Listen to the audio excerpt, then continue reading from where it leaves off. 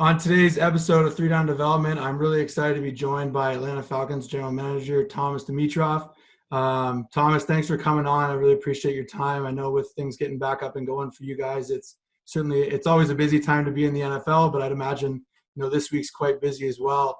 If I thought it'd be great if kind of for our fans in Canada who might not be familiar with the NFL or maybe not huge NFL fans, if you could kind of go into a little bit, how did you get to become the general manager of the Atlanta Falcons, and kind of what's your career in football been like? Jackson, first of all, I find it amusing. It must be my brother / the Canadian pronunciation of Dimitroff that you guys all say Dimitroff. Maybe you think that's like the carnivore sort of like tough thing, but it is actually Dimitroff, and I've been battling people all my life with the proper pronunciation of my name. And it's my brother who's at the lead, who lives in Toronto, who just continues to perpetuate that whole mispronunciation of my name. It's kind of it's a deal that we continue to talk about here in the media. No one gets it right, so you're right in line with everyone. I appreciate it, though. Thanks for giving it a shot. Look, here's what's really interesting about this. My background with Canada, so I've been the general manager now in Atlanta for 13 years. Got here in 2008 after spending a number of years with the New England Patriots. Before that, I was with the Cleveland Browns. Before that, I was with the Detroit Lions. And then before that, I was in the Canadian Football League out in Saskatchewan. And so I spent a lot of time in scouting, a little bit of time in coaching, not as much as I thought I was going to. When I was born and raised in a football family. My father was a coach the majority of my life, and then got into personnel and actually tried to persuade me into looking into scouting versus going into coaching. He said, look, it's a great job coaching. He loved it from the bottom of his heart, and it's what he loved doing. But, it's a tough road to be a coach, right? I'm not saying it's not a tough road to be a general manager and travel through the spaces to get where I am right now. I feel very blessed, but I thought I would jump into personnel and scouting to give it a try in my early years, getting out of university after graduating from the University of Guelph.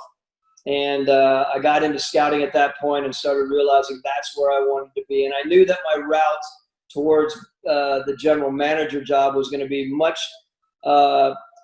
quicker, of course, through scouting and player personnel and team building than it would have been obviously through being a graduate assistant coach here and there, and then potentially moving into personnel. So what I think is really interesting, and I think your listeners should understand, is my dad was a longtime CFL coach as well before he went into the NFL scouting for the Cleveland Browns. And during all that time, got to know a lot of people. We obviously spent time with different CFL teams. And when my dad finally got a job at the University of Guelph, it's where I really sunk my teeth in and really got to know what the Canadian culture was, and Canadian sports and Canadian football was. And my dad and I used to talk all the time about this, about how incredibly talented the Canadian athletes were. And whether it was hockey or whether it was rugby or whether it was football, there were so many talented football players and athletes in the country that we just continued to gain such an appreciation and a respect, for the Canadian athlete. And interestingly enough, it's a perfect segue into my direct and indirect tie with you, as you know. Your father, Jeff, who was great friends with my family and played for my father at the University of Guelph, and my dad was a head coach there.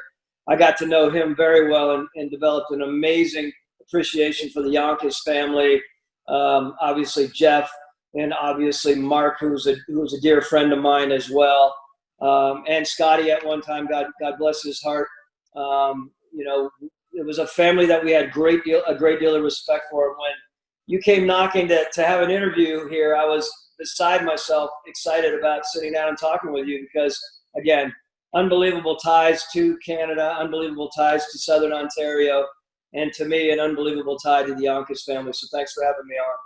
Yeah, I really appreciate it. And when I started this, idea of trying to reach out to people, and for me, it was really about learning, right? We're in a time now where I'm not coaching football this summer, and it actually just came out today that that our university football in the fall won't be running either.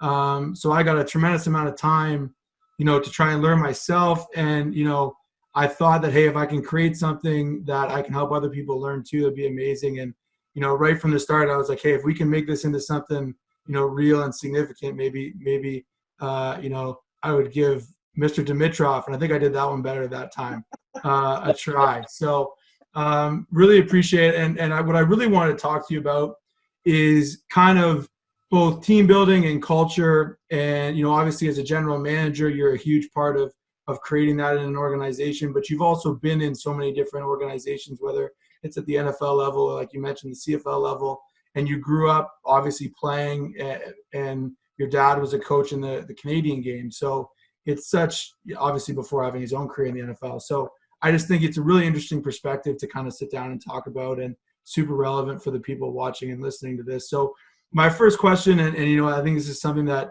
we couldn't have a show today about the culture of organizations without addressing kind of what's going on with social justice in the world, and on both sides of the border. And so kind of what's your organization doing to help support your players and coaches during this time, as well as kind of create positive change, in your community around social justice in Atlanta?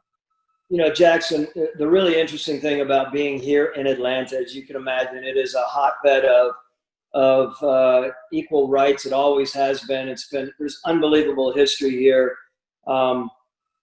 First, of course, our country's in a really, really tough spot right now. We have a lot of work to do, and I think our country realizes how much work needs to be done, and it starts with all of us, right?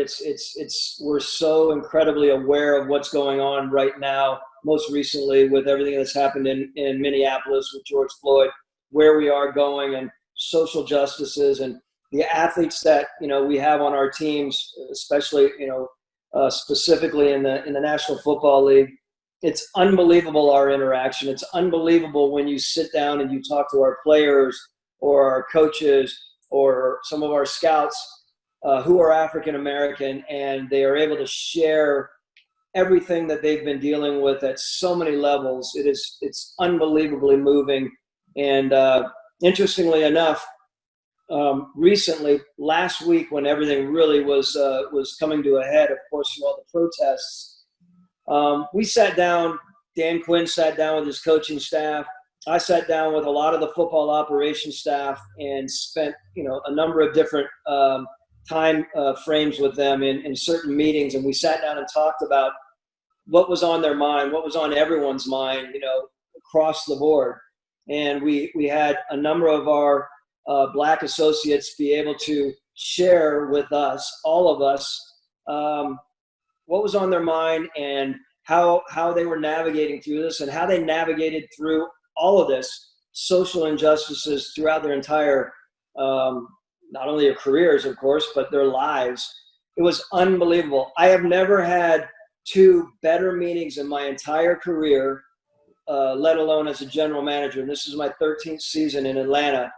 The most heartwarming and moving and interactive and empathic and sympathetic meetings I've ever had. And I can get choked up thinking about it, because what was being shared during that time was something that a lot of us don't really have a grasp of. So I would say that's a perfect example of what we're doing. We are reaching out. We are, of course, being real. I made a statement recently that I was born and raised believing that we were all created equal. For too long, I feel like I've been sitting back, not being as outspoken and active as I should be. And that time has come, quite honestly, to stop for a lot of us. And I think we have such a platform in the National Football League to be able to continue to work with our associates, again, coaches, scouts, personnel people, as well as the players. Arthur Blank, our owner, is unbelievable. He's at the forefront of all of this in the Atlanta and the southeastern area, of course. He's an incredibly philanthropic man. He's incredibly involved with our players and our coaches. He's incredibly involved at the league level. So we have Arthur Blank. We have Dan Quinn, our head coach, who has an unbelievable relationship and understanding of what's going on. I believe as a head coach in our league, his interaction with our athletes, his sympathy and empathy towards a lot of our players and what they're going through. He is one of those guys, and we'll get into it when we start talking about culture, I'm sure, one of those kind of coaches that the players love to play for because they know he's authentic. They know that he's real with his approach, and he believes from the bottom of his soul. He's not just one of those guys who's trying to log wins to get another contract. He has so much bigger of a sort of a vision about how he wants to coach football players and how he wants to school football players and help them evolve as not only players who are going to hopefully be very successful, but also evolve as men. And you don't often get that in professional sports, Jackson. I think it's beyond admirable for Dan. So in the end, I think to answer your question, we are coming at it from a lot of different levels. Our players are very involved. Our players continue to share with us. They are going out on, whether they're drives in the city, with police officers, whether they're going out and investing in certain platforms and certain charities and certain forums within, our area, for instance. It's pretty amazing to see how this city and this fan base is really coming together with the Atlanta Falcons. And I'm very proud of course, working for a man like Arthur Blank and partnering with Dan Quinn along with the rest of our players. So I believe we're in a really good spot where it comes to where we're going to continue to grow and evolve in all of this and become a better country. Yeah, and I think it's something that, as a coach myself, the amount of people who are now listening, and I would say, I would be similar to you in that I grew up, feeling like, hey, I'm not perpetuating this. I don't believe this. I think this is wrong. And now, to see kind of the example being set on, hey, we need to do more than just believe it's wrong and speak out when we see it. We have to be a more powerful ally for our Black communities. I think that, that's something that all coaches, whether you're coaching minor football or you're in the NFL, that willingness to start by listening and seek change is important. So it's great to kind of hear that perspective. And continuing to talk, a little bit about culture, and this kind of dives more into the general culture, of your organization and your team. I think the term culture gets thrown around a lot, whether it's with a team or an organization.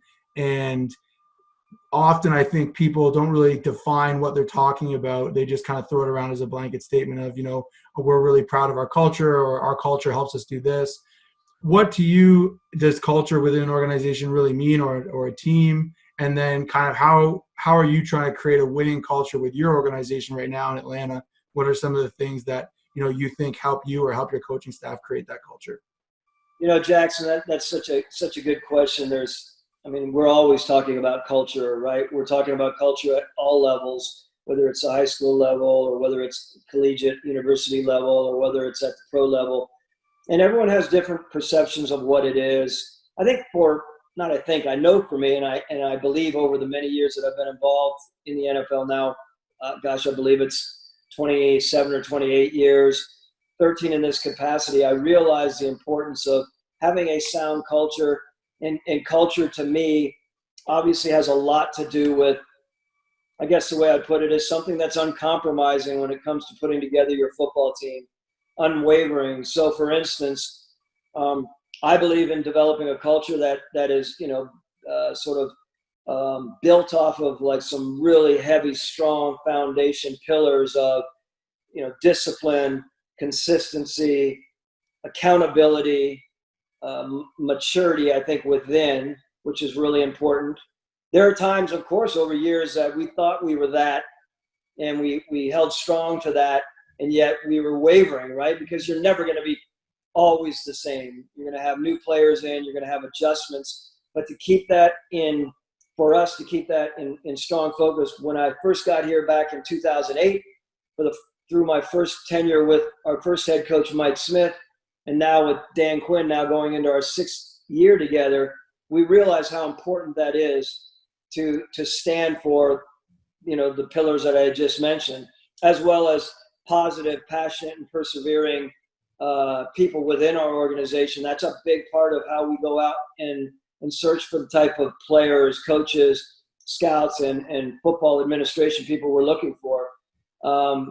We've often talked about you can go out and get the most intelligent people who are rounded in so many different areas, but if in our minds, if they don't possess the positivity and the passion and the perseverance, man, I think that's pretty tough to keep it all together when you're talking about going through the highs and lows of, professional sports. So we are very, very concrete with our approach.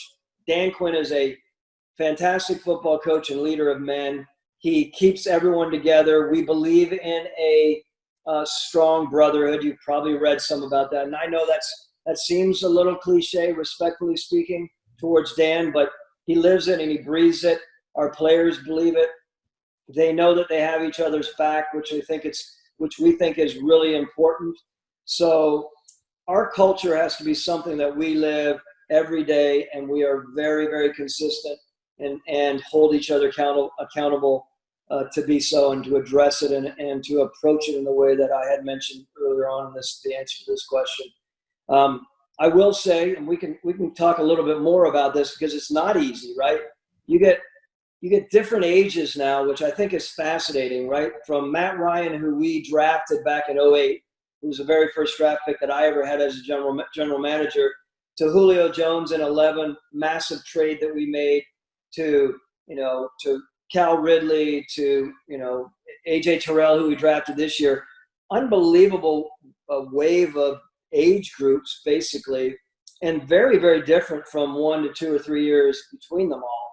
And how you go in, how you make sure that what you are projecting as your culture, again, continues to be very consistent. And you hope that everyone lives it together and lives it, has a clear understanding of it, Jackson, which is really important for us. We try not to let it get away from us. Every once in a while it will. We work really hard to make sure that not only myself and Dan Quinn, as the co-team builders, hold people accountable, but we expect a great deal from our assistant coaches to be accountable with the players.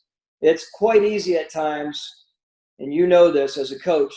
You can sit there and you could be working with your position group, and we as the co-team builders we rely a great deal on our assistant coaches and our position coaches to make sure each one of their areas is taken care of, because I'm surely not going to be able to do it in the meeting room. Dan Quinn, even as a coach, isn't popping into the meeting rooms all the time.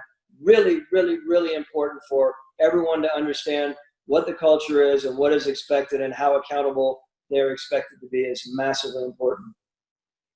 Yeah, I think that point about the positional coach piece is so crucial. And, I've been fortunate enough to be a head coach for a rep team here in the summer for this would have been our 5th season. And that's the biggest thing that I learned, I would say, probably in that 5-year stretch, is it's not your ability to teach it to the players. It's your ability to teach to those assistant coaches, because they're the guys that are going to keep it accountable week in, week out. They're the guys that actually have their hands, in all the drill work and all the positional meetings with the guys. And I think that's so crucial. Do you guys do anything, and this might be diving a little more into the coaching aspect of it, but in terms of like teaching your culture, and I know you guys have had a lot of continuity. Obviously, you've been there for 13 years now, but do you guys do anything that you think coaches, even at a lower level, might be able to benefit from in terms of how do you try and teach guys that culture? Is it something, again, that you're putting on the captains of the team to try and do, or is it more of a group effort, or how does that kind of play out in your organization? So I think there's so many different ways you can answer that question. I mean, first of all, understand that we are really as well based on what we feel is vital to the growth of our team, and that's competitive toughness, right? For us, we've created our own CT, competitive toughness grading setup, where not only Dan and I approach it, but our entire scouting staff and our entire coaching staff will attach those grades to their players. We'll attach them to the scouts. Like, everyone in our organization is evaluated with that in mind, at least at the very beginning of everything. So it's for probably another conversation to talk about how we do that. But it's really, really important for us to make sure that the coaches understand what is expected. And it starts with competitive toughness. And it starts with, again, earlier mentioned to you, understanding that we as an organization are looking for the consistency, discipline, and back to accountability, which I'll probably beat up here, how important that is. And we make sure that when they go in and they are coaching their players, that they are making sure that they are addressing the issues at hand, and they are stressing, importantly, every day of the year that they might be with their players, the importance of what is at the foundation of what we believe in from a culture standpoint. Our coaches, think about this, Jackson, they're a wide range, right? So I was talking about our players being a wide range of it, from an age standpoint. Think about our coaches. We have coaches who are 23, 24, and we have coaches who are 64, 65. A very big range, and everyone relates to things differently. So do our players. So it is a real mishmash of a lot of different personalities and age groups in today's NFL. And so it's very, very important for Dan and I to make sure that we are delivering a concrete message together consistently with no mixing of messages, because of course that's when things can get awry.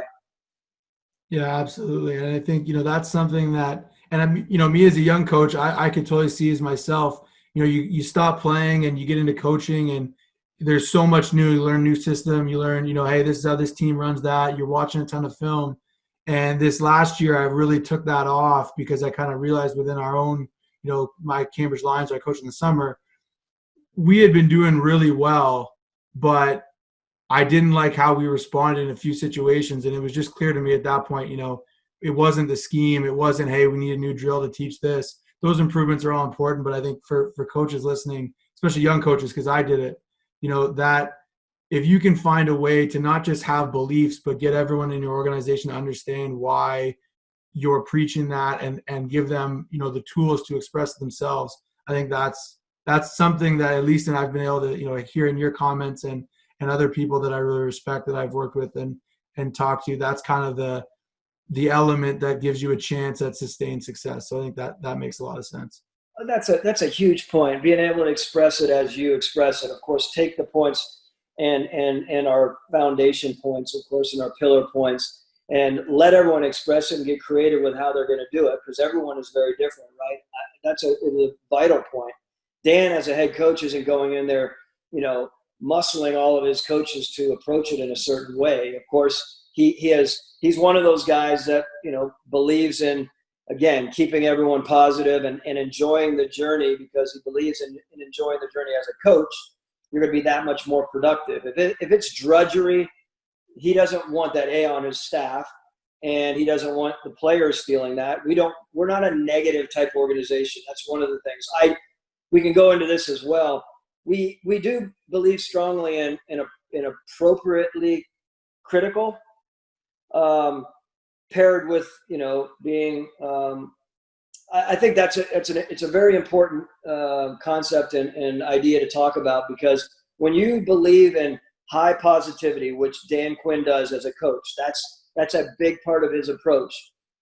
We all know that you can get to a spot if you are always positive about things. You start avoiding some of these things that may be deemed as negative. Your coaches, for instance, may say, well, my head coach is the ultimate positive person, so I have to be very careful about not bringing to the forefront some of the issues that need to be addressed. We have, over the years, realized that we have to be very particular about that. Yes, we're positive. Yes, that is our makeup. Glass half full, of course. But you can't avoid the topics and the issues that need to be addressed, or you're going to plummet. The coaches need to understand that they can address the head coach and state the things that need to be worked on, the aspects and the elements that need to be adjusted that aren't going well. That doesn't mean they are inherently negative. Just means our approach is to make sure that we have a positive twist in it. There is a pat on the back after you, of course, everyone has a different approach, get into a certain player over a certain thing, whatever it may be, that in the end it's positive. In the end you have the proverbial back that you're working with, but you have to get the message across. It has to be appropriately critical, or we're not going to correct what needs to be corrected. And we had our own issues with that over these last 6 years. every once in a while we had, again, coaches who were concerned about that, and they weren't addressing the players as they might have otherwise. Think about how that can be a little bit complicated, because, you know, again, I'll finish with this point. As an assistant coach, you want to make sure you're approaching things the way that your head coach wants you to approach it. But you also know that there needs to be some hard driving at times, and that's an interesting mix how you approach that. So my next question, which, you know, I think a lot of people will be really interested in, obviously the NFL and coaching and being a general manager at the highest level, you're dealing with really talented people across the board. But I think in the NFL, like in any other league, there's always players that kind of achieve more than they really should with their physical gifts. You know, whether you're coaching 10-year-olds or NFL players, there always seems to be guys that are able to maximize their talent and really achieve more than they physically should be able to. Is there anything that you've noticed in your time kind of evaluating talent? Any characteristics or traits or skills that help, that you see common between those guys or help them achieve more? Whether that's, you know, something in their makeup as a person or a skill set, anything along those lines? Well, I think, you know, I touched on it a little bit earlier. I don't want to be too repetitive, but the idea of that positive person that's going to come in and take it head on and continue to work through, which leads into the, you know, the positive and passionate person, because I don't care how good you are, if you don't have passion in what you're doing, which, again, the Yonkers family had massive amounts of passion. It's why they were so good at what they did, your father and your uncle. And I've always admired that. And I think I see that in other groups of people. And every once in a while, you know, you see those special traits. You hear about it as well when you hear people talk about grit, right? I'm not saying it's overused. It's legitimate. There's something about that. When I was in New England over those years, I was there for 6 years and we won 2 Super Bowls. I was a personnel director there. And I remember the special elements, which I'm sure we'll touch on here, that came out of that Patriot paradigm. And, you know, a lot of that had to do with how many times Bill Belichick and we were acquiring and putting together teams that weren't always the top at their position. They weren't always making the most. They may have been not always rated as the top at X, Y, and Z position, but they played together so well. They were so driven. They were so gritty. They were smart, intelligent football guys. It didn't have to be necessarily in the classroom, but how they were as football people. It was unbelievable how we came together. And they ultimately believed in, you know, a proper amount of collaboration and having, you know, working together and understanding it was a team sport. This wasn't just the individual side of things, which is a whole other topic and a whole other part of what New England did for so many years to be as great as they were and as they are. And I continue to see a lot of that in guys like Tom Brady. Unfortunately, Tom Brady's in our division now. I think he's the best to ever play that position. I had mentioned recently, I'm hoping that he's a little more focused on what I think has been termed Tampa Bay with his new marketing deal, right? I hope he's more focused on that than you know, maybe what he probably will be focused on. But the reality is, so many people came through that Patriot paradigm that were so incredibly focused and had that element to their makeup and the drive and the work ethic that was second to none. And they learned how to get knocked down and be picked back up, whether that was from Bill getting on them or the assistant coaches or in the middle of going through everything that they went through. Expectations were incredibly high, and we should never worry about having expectations high. I'm a big believer in that. I've been in situations before, Jackson, where as a team, you try to keep people's expectations down a little bit because you don't want to talk about being a championship organization in our world or a Super Bowl organization, because no one ever wants to have that as sort of what do you call it, bulletin board material, right? No one wants to be talking about we're going to be a Super Bowl team. The great thing that New England did is they were able to talk about it inside their walls, and they rarely talked about it outside. and maybe I'll segue into New England a little bit, only because what was special there was within the walls, every one of those people I felt within the organization, from the lowest level custodial staff person all the way through the ranks to the very top with Bill, believed that they were the best at what they did. And there was something about that air of confidence. Some people could call it arrogance, I get it, but that was not their way. They just believed that they were the best at what they did. And I thought that was an amazing approach, because too often I felt at times through my career that I was taught to be like, keep that in check. Don't get yourself, don't be too overly confident.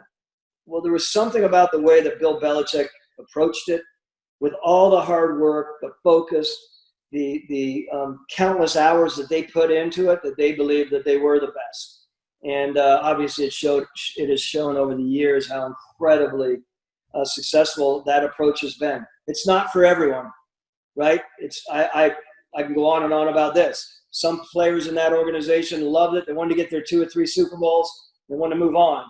They wanted to move on to something a lot lighter and with a lot more levity in the approach.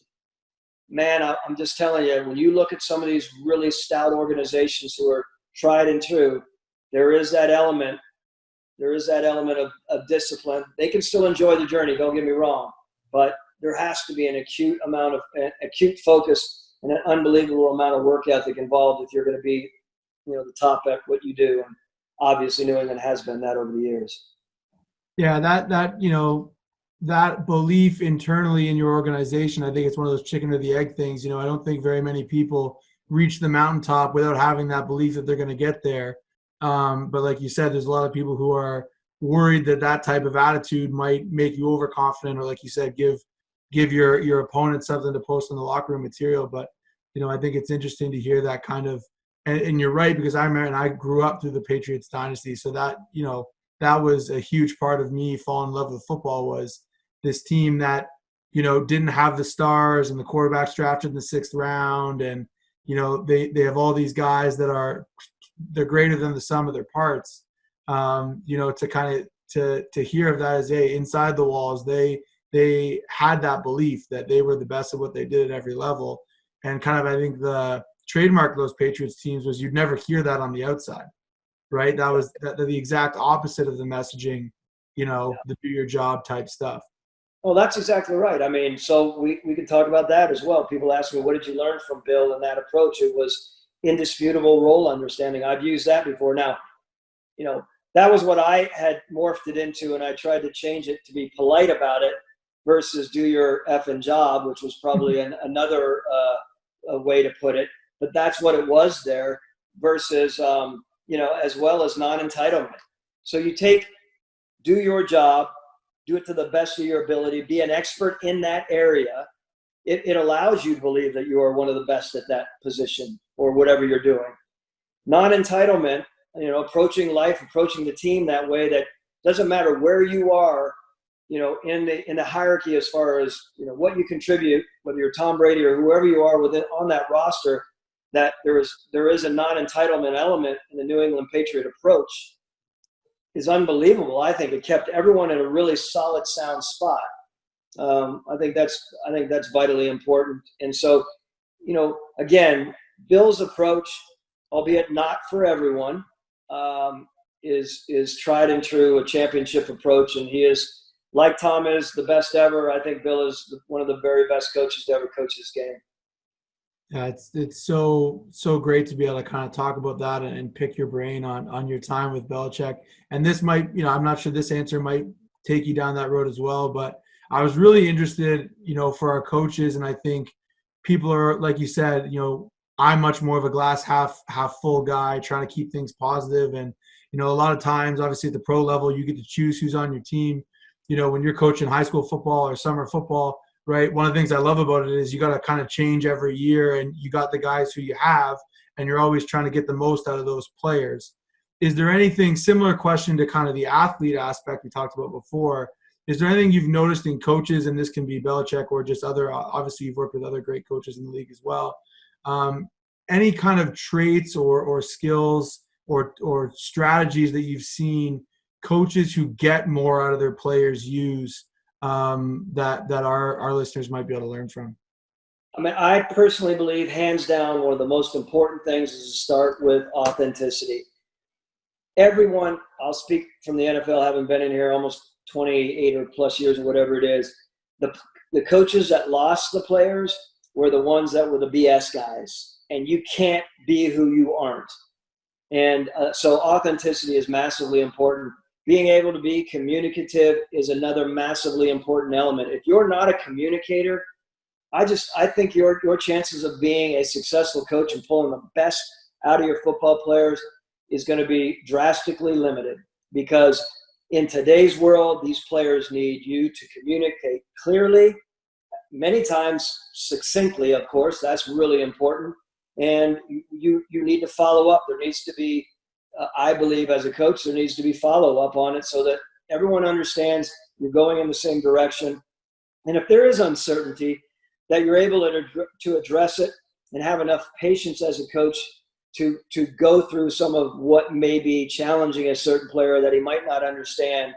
I think that is really important. If you lose the players in communication, and then, again, if you're not authentic in your approach, very quickly you start to lose those players in the locker room, within your position group rooms, of course. If you're a head coach, for sure, you lose the locker room, and then, it's completely, you're heading obviously down a slippery slope. But, I've also spent a lot of time talking with a lot of coaches that, one of the things we talk about, and I'm not sure how it necessarily applies to where you are, but I continue to tell everyone, as a coach, you have a number of things you have to be. You have to be, of course, an on-field coach, tactician. You have to understand scheme, of course.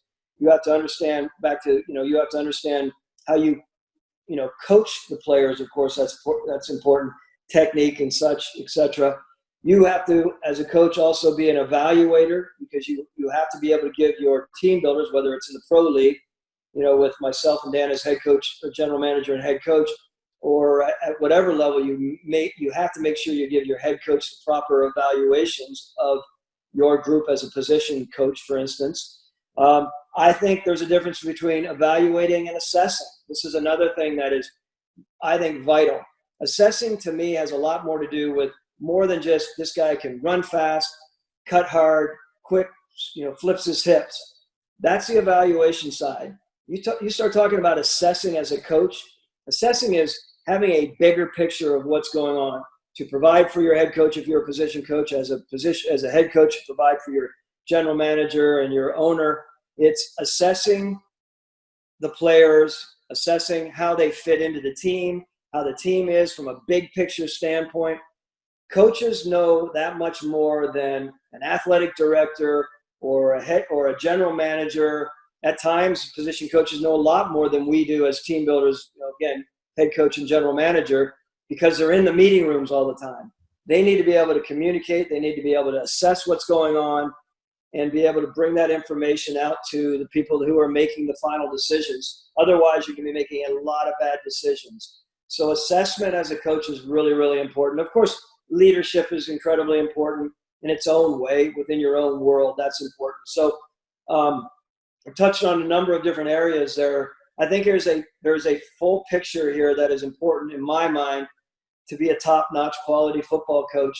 I say coach in general, but for me specifically, the kind of football coaches that I want to be, need to possess a really strong grasp of all the things that I mentioned to you, and maybe more even, with the work ethic and such. But they're going to teach the players, and the players are going to feel and build off of the coach.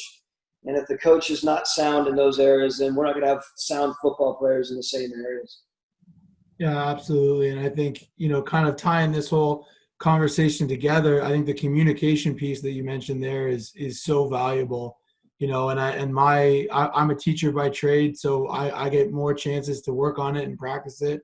But sometimes I'm amazed. I'll be teaching a grade 8 student something, and I can't get them to figure it out, and their friend will come over and say it a different way, and all of a sudden they get it, right? And I think that often in the coaching world, it's like, okay, I told them, they're not seeming to understand. and that's, I think, that difference when you talk about assessment and evaluation. It's one thing to get a guy to do the little pieces, but being able to get them to put it all together, I don't think as a coach or, as anyone who's developing athletes, it's so hard if you can't find different ways to come at the problem and help people understand. So I think that's super valuable for people to hear. And, anything else to add there?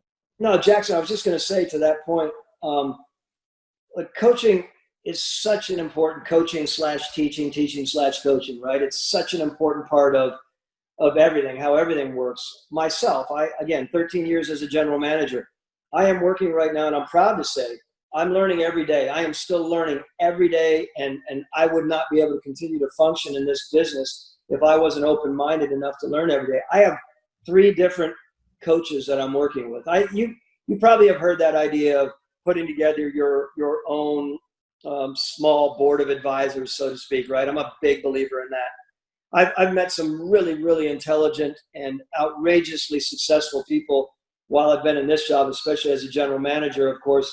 And it's amazing how many of the top-notch successful people are always looking to get better, always looking to work outside of their comfort level and learn.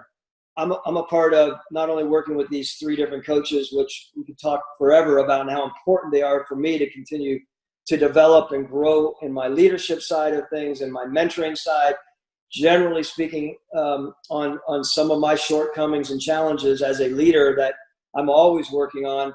That is vital. My interaction not only there, but outside of that with guys like R.C. Buford from the San Antonio Spurs, Brian Cashman, someone like that from the Yankees, or David Brailsford, who I'm a huge fan of, who's a good friend of mine, who is the principal of Team Ineos, which used to be Team Sky in cycling, Tour de France cycling, who won I don't know how many now lately. Like, it's just unbelievable what they've done. To reach outside of your comfort level in different sports and be able to share leadership principles and coaching principles, to me, is vital. And anyone who doesn't do that, I think, is completely limiting themselves, not only where I am sitting right now in the league I'm in, but at any level. I think it's so important to make sure you have the right people around you, continue to learn always. Last thing I'll say about that, which is amazing, talk about coming full circle, and we talked about it, the fact that pro coaches right now are digging back into the high school ranks to find some really vital schematic changes and adjustments. I love that. I think it's amazing that we're all understanding that we can learn from everyone at any level, anywhere. Yeah, it's an interesting time, and the game's changing so much, and I think it's never been more important to have those kind of culture pieces and that strong communication like you talked about, so that whatever problems you're dealing with, whether it's scheme or developing athletes, you're able to kind of get that perspective from not just the people within your organization, but like you said, outside your organization. So thanks very much. I really appreciate your time, and I know that the people watching and listening will really enjoy kind of the look we've taken here on culture, and all the best as training camps start to open up, or hopefully open up soon for you guys down there in Atlanta. My pleasure. I enjoyed it a lot. Anytime you need me, let's chat. I appreciate it. Thank you.